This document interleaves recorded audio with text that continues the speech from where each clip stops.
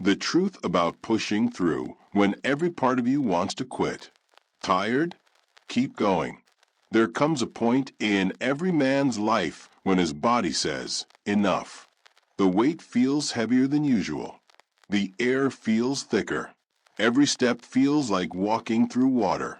And in that moment, your mind whispers the same poisonous lie it has whispered to millions of men before you. You can stop now. You've done enough. Rest. No one will know. That voice, it's clever. It speaks like a friend, but it's the oldest enemy you'll ever face.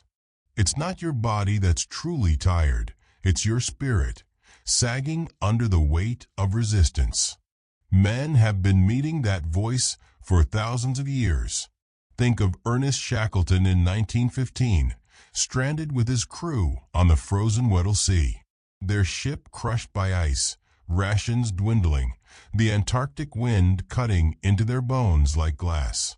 Every logical reason screamed, "Stop, it's over." But Shackleton didn't.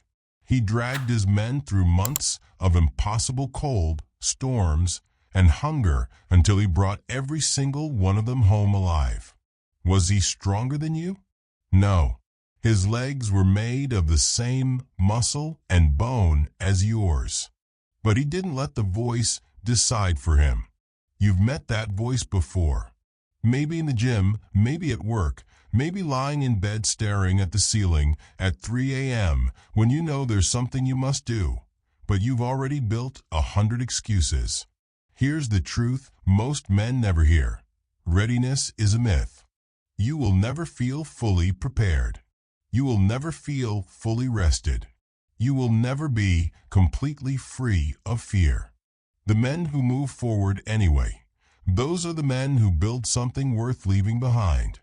You can stop when you're done, not when you're tired. There's a difference. One is surrender. The other is victory. So the next time the voice comes, and it will, remember this. The door you least want to open is the one that holds the life you actually want. Step through it, even with shaking hands. Especially with shaking hands. There's a dangerous idea we've been sold since we were boys. Wait until the time is right. You hear it in different forms. When I'm ready, when things calm down, when I have more energy. It sounds responsible. It sounds mature. But it's just procrastination dressed in a suit. Men who wait for the perfect moment end up living in waiting rooms their entire lives. They watch others take the risks, make the moves, claim the rewards. They keep telling themselves, soon, I'll be ready. But soon never comes. Look at Alexander the Great. By the age of 20, he was already king. By 30, he had conquered an empire stretching from Greece to India. Do you think he felt ready to lead men twice his age into battle at that age? Of course not. He acted first, adapted second. That's how history is made, not by waiting, but by moving while unprepared and forcing yourself to grow into the role. Readiness isn't a feeling, it's a result.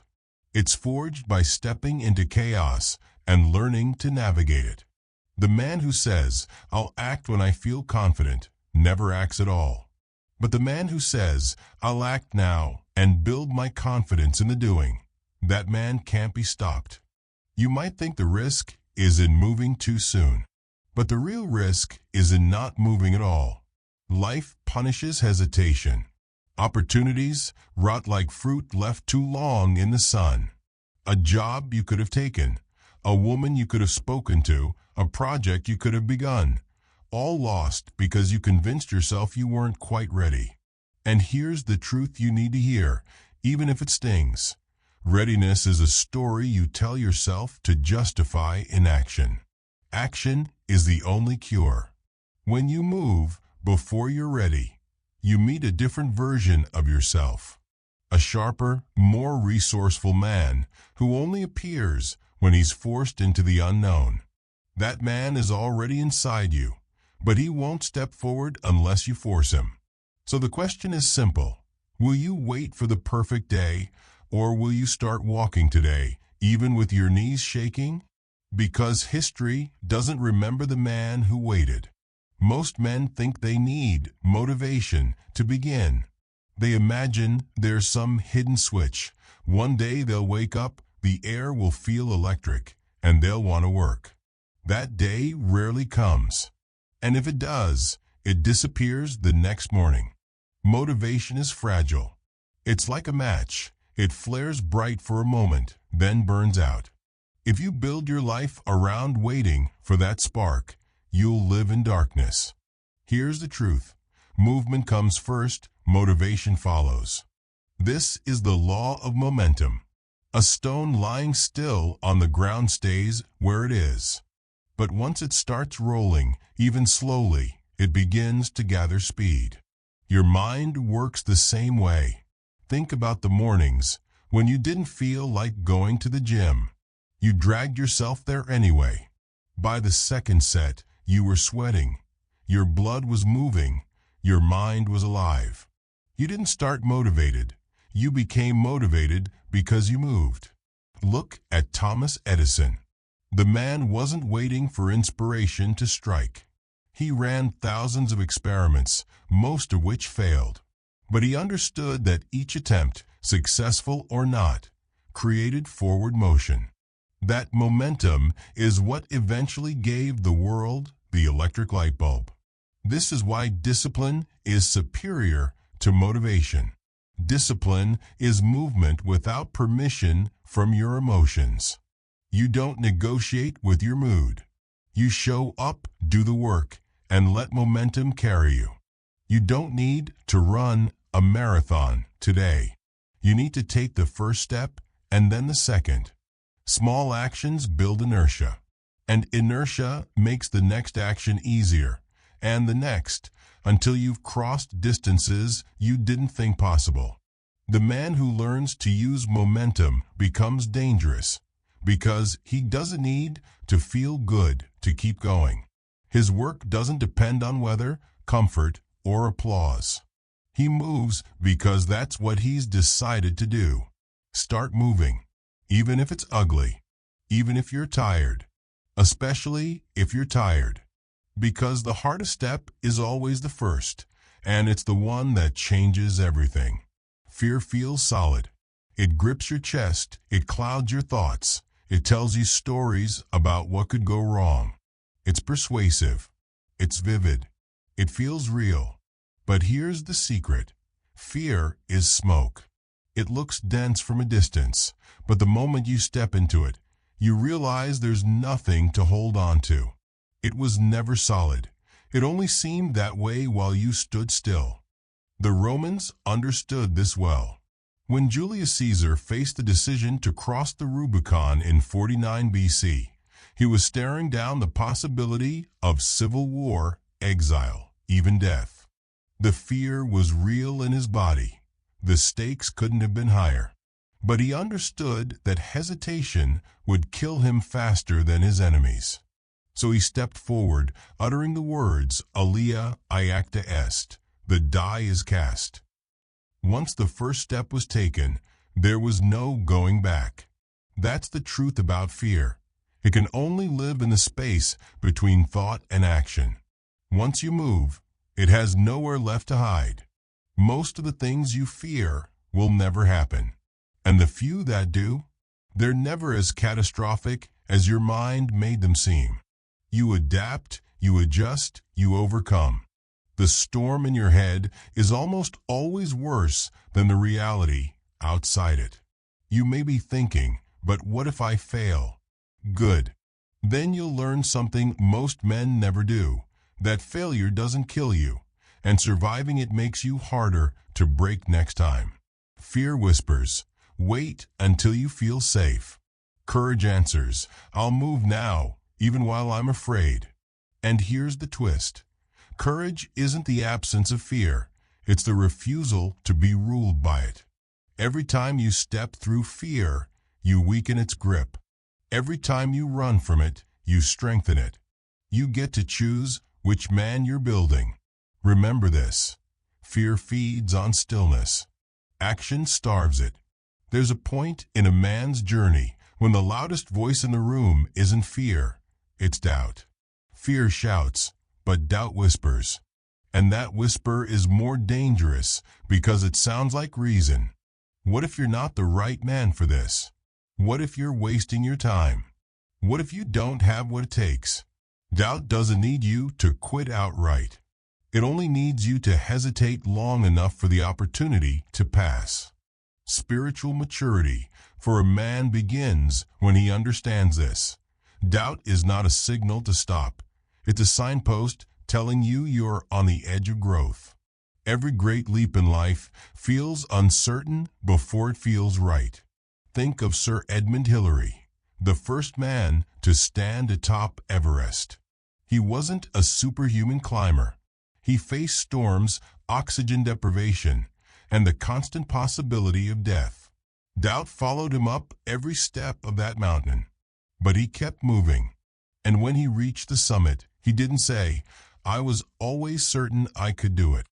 No, he said, "We knocked the bastard off." His victory was born in spite of the doubt, not in the absence of it. There's a strange freedom in accepting that doubt will never go away. You stop trying to silence it, and instead you let it ride with you while you act anyway. You learn to drive with your hand steady, even as the back seat is filled with voices telling you to turn around. Here's the difference between the boy and the man. The boy waits for the voices to quiet before moving. The man moves with the voices screaming in his ear.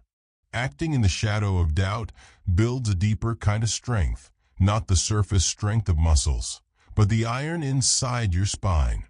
It's the strength of a man who has learned to keep walking even when he has no guarantee of what's ahead. Because that's what life is, a road with fog so thick you can't see 10 feet ahead. If you wait for total clarity, you'll never leave the driveway. But if you take the next step anyway, you'll find the road reveals itself to the man who keeps moving. Most men confuse emotional detachment with being cold. They think it means shutting off their feelings entirely, becoming stone. That's not strength, that's numbness. And numbness will rot you from the inside. True emotional detachment isn't about feeling less. It's about reacting less. It's the ability to experience the full weight of emotion without letting it control your actions. A man who hasn't mastered this is a slave to every spark of anger, every wave of frustration, every sudden burst of excitement. He's tossed around like a boat in a storm, never steering, always being steered. Marcus Aurelius, the Roman emperor and Stoic philosopher, lived with enemies plotting against him, wars on his borders, and the constant threat of betrayal from those closest to him. He felt the sting of anger and the pull of fear, but he refused to let them dictate his choices. His strength came from a calm center, a place inside him no one could reach without his permission. This is the power you must cultivate. You don't deny the anger. You don't pretend the fear isn't there. You simply decide that your hands, your tongue, and your decisions will move according to your principles, not according to the chaos of the moment. When you master this, you gain something rare, respect without trying. People trust men who do not overreact, because they know those men can be relied on in crisis. But here's the warning. This discipline is built slowly and only under pressure. You don't learn it on quiet days. You learn it when someone insults you in public, and instead of snapping, you breathe and speak with precision. You learn it when business falls apart, and instead of panicking, you focus on the next concrete step. Emotional detachment doesn't make you less human. It makes you a stronger one. Because the man who rules himself cannot be ruled by anyone else. A man's presence is not measured by the volume of his voice, but by the weight of his silence. You've met men who enter a room and instantly draw attention without saying a word. They don't posture. They don't demand. yet people notice. This is the power of presence, and it comes from the inside out.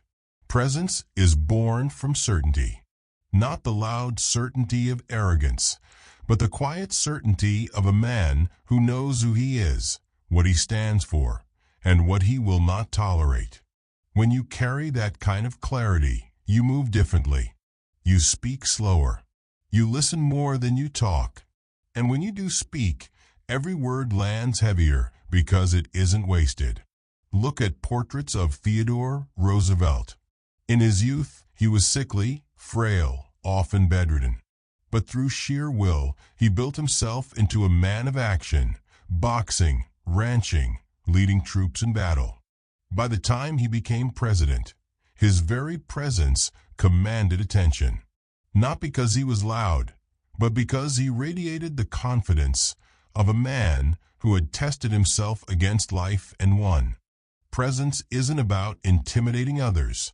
It's about grounding yourself so deeply that others feel steadier in your company. When you walk into a room with presence, you're not asking for respect. You're giving off the unspoken signal, I respect myself first. This kind of presence is built in the hours no one sees, in the discipline of keeping promises to yourself, in pushing through when you want to quit, in speaking truth when it's easier to stay silent. Most men think they need to perform confidence. They puff their chest, deepen their voice, rehearse their lines. But performance cracks under pressure. Presence doesn't. Because presence isn't something you put on. It's something you carry, forged by living in alignment with your own values. When you have it, you won't need to convince anyone of your worth. They'll feel it. Not every battle is worth fighting. Not every opinion deserves a response. Not every slight requires your attention. Most men waste years of their lives bleeding energy over things that do not matter. They defend their ego in every argument, chase every insult, and try to prove themselves to people who wouldn't care if they disappeared tomorrow. The art of indifference is the ability to say, this doesn't deserve me. This is not weakness. This is strategic strength.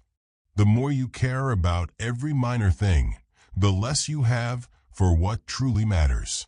A man's power is measured as much by what he ignores as by what he engages.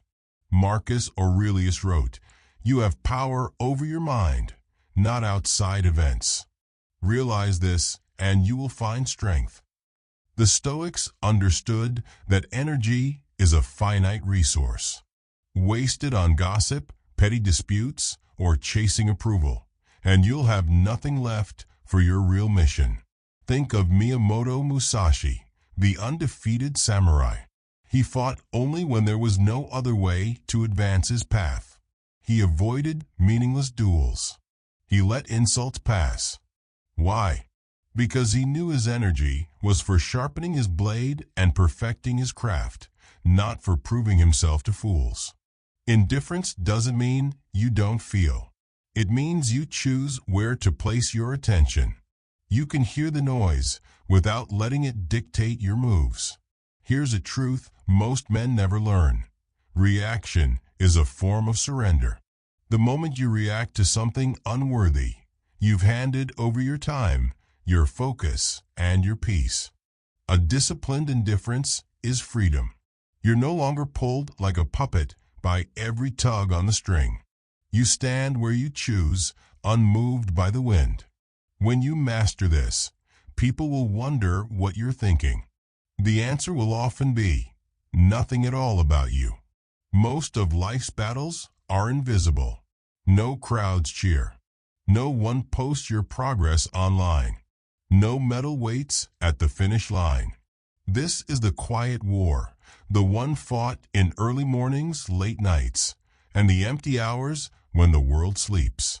It's lifting the weight when no one will see, speaking the truth when it's easier to lie, taking the step when comfort screams stay. Discipline grows in silence. Motivation is fleeting. Action persists. Every choice to act when no one notices adds a brick to the foundation of your character. Consider the story of Samuel Morse, the inventor of the telegraph. Before the fame, before the recognition, he labored alone in his workshop, failing repeatedly, refining each invention without applause. That unseen work, the long hours no one recorded, is what made history possible. The quiet war tests your patience and your character. It's where you confront yourself most honestly. You discover who you are when all excuses are stripped away. You learn that nobody will hand you greatness. You must build it silently, brick by brick. Men who fight the quiet war understand a truth most ignore. Visible success is merely the shadow of unseen effort. The applause comes, if it comes, only after the work has already been done. Every time you choose to move when no one's watching, you reinforce an invisible chain of strength. And one day, when life demands more than you thought possible, that strength will be ready. Remember this: the man who conquers himself in silence becomes unstoppable in the world. The fiercest battles a man faces are not outside, but inside.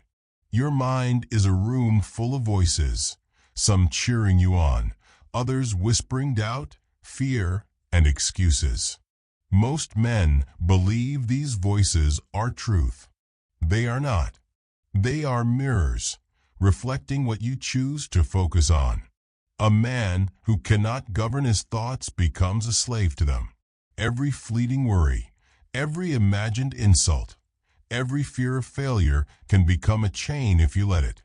Marcus Aurelius advised himself, if you are distressed by anything external, the pain is not due to the thing itself, but to your estimate of it, and this you have the power to revoke at any moment. Your inner dialogue is your battleground. Are you telling yourself you can't do it, or that you must?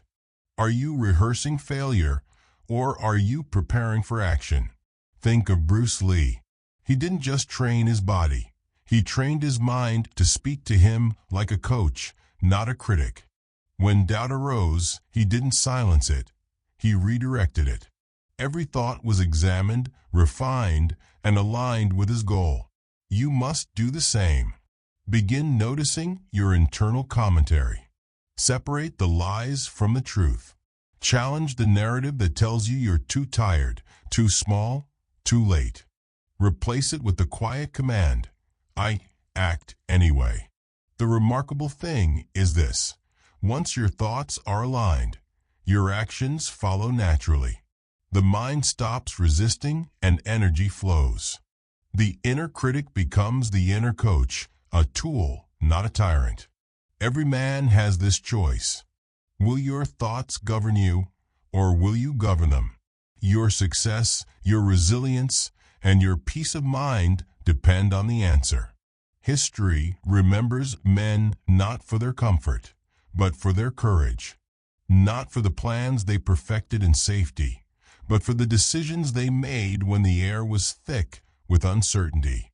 Take Abraham Lincoln. He faced a nation tearing itself apart, yet he didn't wait for the perfect conditions to lead. He acted decisively, navigating a war, moral dilemmas, and personal sorrow all at once. His legacy isn't the battles he fought, but the courage to act when hesitation could have destroyed everything. Or consider Alexander Hamilton, who rose from obscurity to shape a nation's financial system. He didn't wait for permission, nor did he wait for recognition.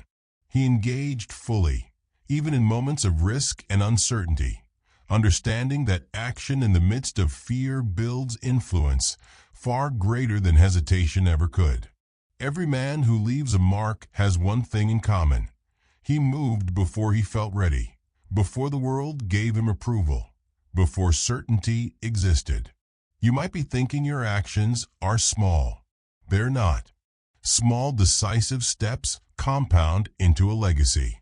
Each choice to act when you'd rather do nothing builds the architecture of your life.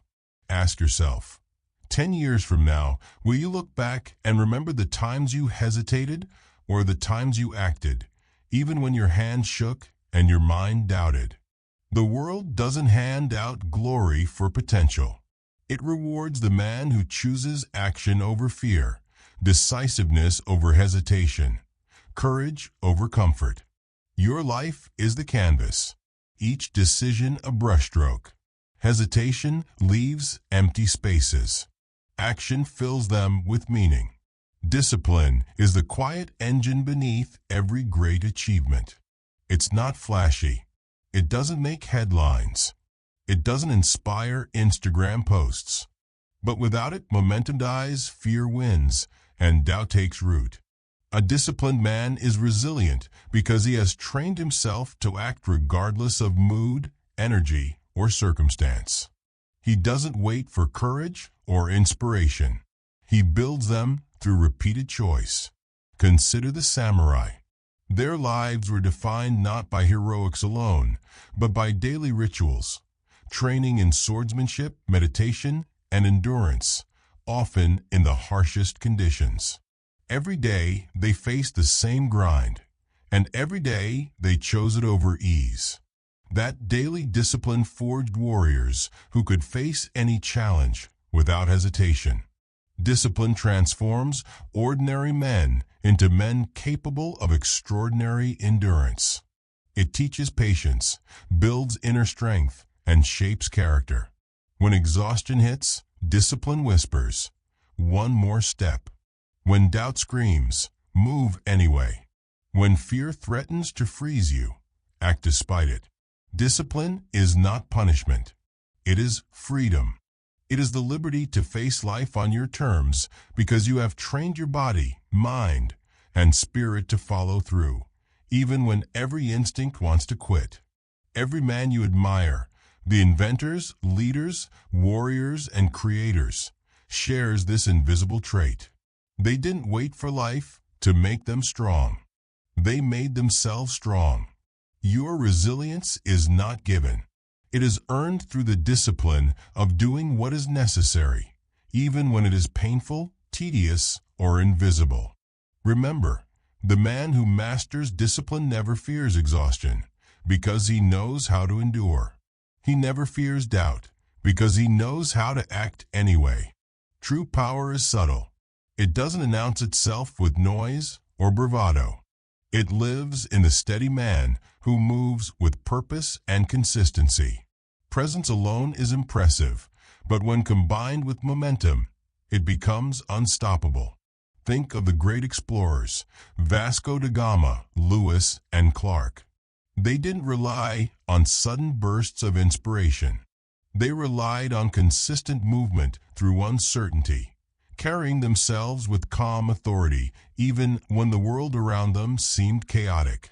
That combination, presence and momentum, created results that astonished history. Presence commands respect. Momentum commands results. Together, they form a force that cannot easily be resisted. People feel it in your decisions, your posture, your words, your silence. It's not about forcing others to notice. It's about embodying a reality they can't ignore. To cultivate this, you must integrate movement into every aspect of life.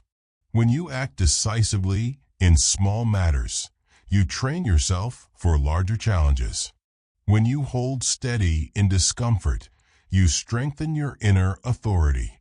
Every repeated choice reinforces your presence and builds momentum simultaneously. Most men chase excitement or visible power. They shout and strain, exhausting themselves for attention. You, however, learn the quiet method. Act, endure, persist, and move with purpose. Let the world react to you, not the other way around. This is the essence of mastery. The man who understands his own rhythm, who acts consistently, who holds himself steady, becomes someone whose life moves forward regardless of obstacles. Remember this: life respects movement and calm certainty. Stand still, and the world passes by. Move with quiet authority, and the world will follow. A man who acts without attachment to outcome touches a rare form of freedom. Most people work and strive, but they clutch the results tightly, measuring themselves by success or failure. This is slavery, not life. True strength comes from doing the work fully, honestly, and with courage, and then letting go of the need for reward or recognition. You can measure the quality of a man not by what he gains, but by how he behaves when the world does not acknowledge his effort. Consider the Stoics again. Epictetus taught that we cannot control external events, only our response. A man who internalizes this acts with clarity and integrity, independent of fortune's favor. He steps forward because it is right to act, not because he hopes to profit or be praised. This is not coldness or indifference to life. It is engagement without bondage. You feel deeply, fight fiercely, and love wholly, but you are not enslaved by the reaction of others. You learn to swim in the currents of life without being swept away. Think of the builders of cathedrals in the Middle Ages. Most never saw the completed structure. They laid stone by stone, day by day, often without recognition, driven by the work itself, by the purpose behind it. That is discipline and detachment intertwined, a spiritual strength that endures long after the individual has passed. Your freedom, your power, your inner authority, all grow when you act without clutching. You stop asking the world for permission or approval. You act. You endure. You persist. The rest is beyond your control. Here's the hard truth. The man who can act fully, love fully, and endure fully, while letting go of the outcome, is untouchable by fear, doubt, or exhaustion. All the lessons we've explored converge in this final truth. A man is defined not by comfort, not by intention, not by what he dreams in silence, but by what he does when every part of him wants to quit. The path is never easy. Exhaustion will gnaw at your limbs. Fear will tighten like chains around your chest. Doubt will whisper that you are not enough. And yet, the measure of a man is found in the act of moving forward despite all of it. History is full of men who refuse to stop. Shackleton on the ice. Lincoln in the shadow of Civil War. Edison in his dimly lit workshop. Bruce Lee in the gym before dawn. They were ordinary men who chose extraordinary persistence.